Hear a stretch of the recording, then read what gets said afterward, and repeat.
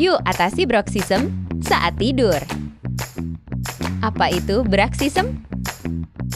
Kondisi tidak sadar menggesekkan atau mengatupkan rahang dengan keras selama tidur, yang dapat menyebabkan gigi rusak, sakit rahang, dan sakit kepala.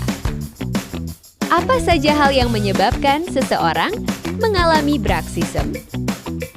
Kebiasaan mendengkur, rentan mengalami stres, kebiasaan merokok, kontak gigi atas dan bawah tidak normal.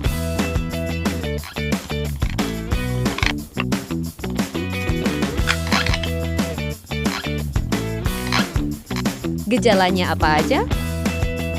Secara psikologis, cemas, tegang, stres, dan depresi. Pada otot dan wajah, gangguan pada sendi atau rahang, sakit kepala, otot rahang jadi tegang.